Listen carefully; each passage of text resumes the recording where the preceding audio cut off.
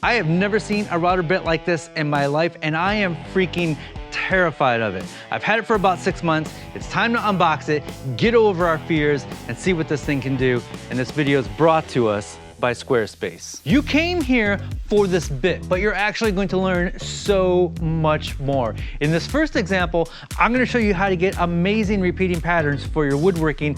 And then in the second example, we're gonna push this bit to its limits. Check this out. This is a free app for creating tiles and tessellations. You can choose how many sides you want. You can stretch and rotate. This is a great tool to have in your arsenal as a woodworker.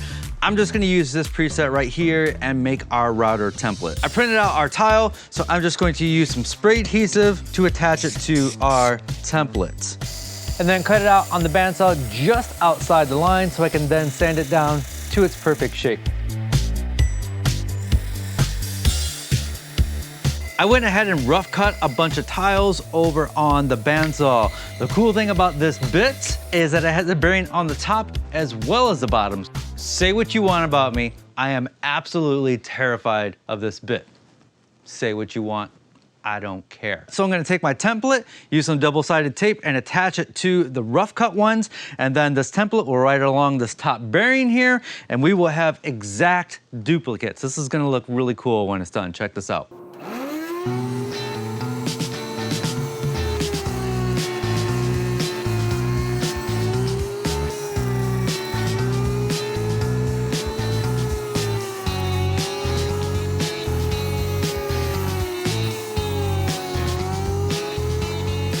That leaves a really clean cut. I am very happy with that. It's even clean on the end grain. And I've got like 6 pieces in, and each piece is exactly the same size.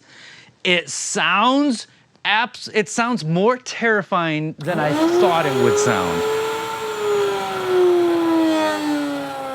And I thought it was gonna be pretty damn terrifying, but it works really good. Never ever will I ever mount that in a handheld router and use that. It creates a little vortex, a tornado. There's just so much air movement around it. 46, 48 pieces to cut. I keep telling myself to focus because I wanna make sure I don't catch it in wrong and then it flings and hits Norm in the face. So I'm telling myself to focus a lot, and then every 10 pieces or so, I'm rechecking, making sure everything is tight. Because I don't want this thing. Have I mentioned that I'm terrified?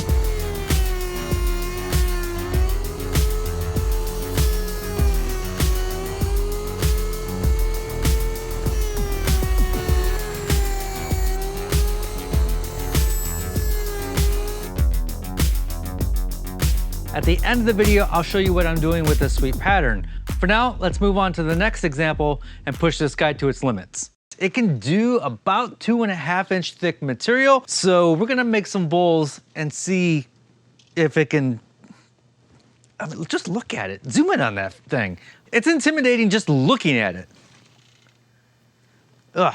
We haven't talked about this yet, but the advantage to this bit, besides scaring the shit out of your friends and family, is you can unscrew the screws, turn the carbide teeth, and it's sharp again. And then the teeth are teeth? Are they called teeth? Whatever they're called. I don't know what I'm doing, but you can replace them. You get 4, once it gets dull, you can turn it 4 times. 3 times if I'm doing the math correct, and then replace them. Just like in my planer and my joiner. Carbide cutters. Carbide cutters. Daniel to the rescue. I think. For sure. Don't hate me if I'm wrong. So just like before, I'm gonna rough cut everything out here on the bandsaw. So once again, we use double-sided tape to tape our template on here. Back at it.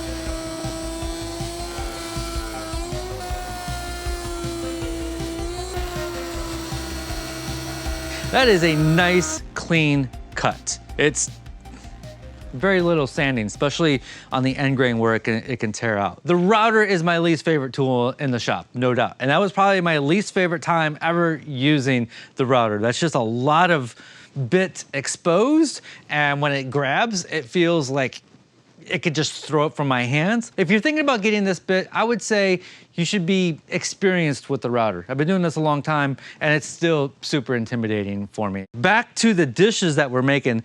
I designed this so they're kind of nestable in such a manner, and they'll be, we're gonna remove the material on the inside, but you can kind of play with the shape here on your desk or wherever you're going to put them and kind of orient them in different ways. But that's just kind of a fun shape that we have. So now I'm going to take another template, put it on here, and then use this to route out the inside. I'm gonna remove most of this material at the drill press and then just do the cleanup with the router. The less I have to use the router, the better.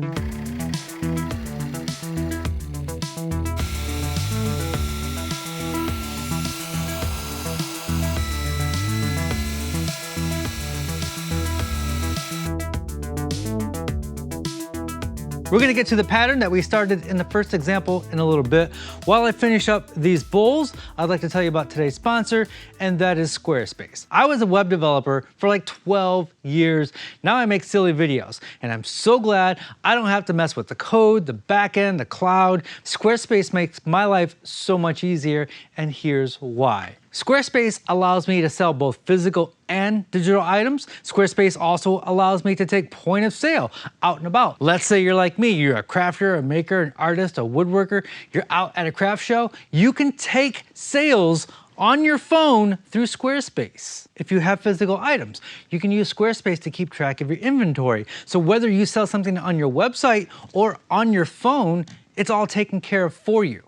How nice is that? Setting up your Squarespace site couldn't be easier. It's basically drag and drop and copy and paste. They've got beautiful award-winning templates to get you started, and you can modify them as much or as little as you want. You have so much control over the color, look, and layout. If you look at my site, I'm just using one of their templates, and my site looks pretty darn good. With Squarespace, you can bring in all your social media feeds. You could have a members only password protected website if you wanted to. You can have a contact form. Squarespace makes my life easier and allows me to focus on the things that matter to my business. So visit squarespace.com, and when you're ready to launch, visit squarespace.com/makesomething for 10% off your first purchase of a website or domain. I love the look of this design. It looks so cool. They're made to be little bowls, but this could be hung up on the wall, and you could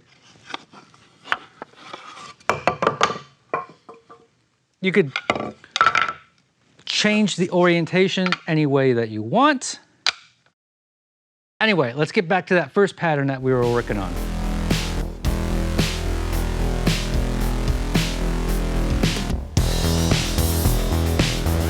After getting the pattern glued up piece by piece, I cut off the extra bits at the table saw and sanded everything flat. Since the grain is going in all crazy directions, I'm gluing this down to a piece of plywood that I hope will stabilize it.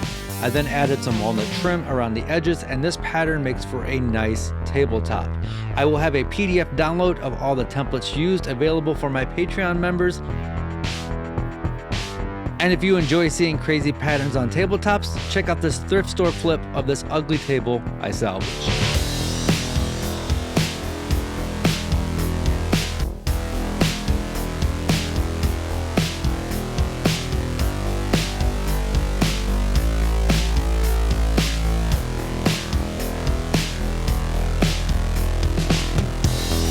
And if you don't have a bandsaw, you can use your laser.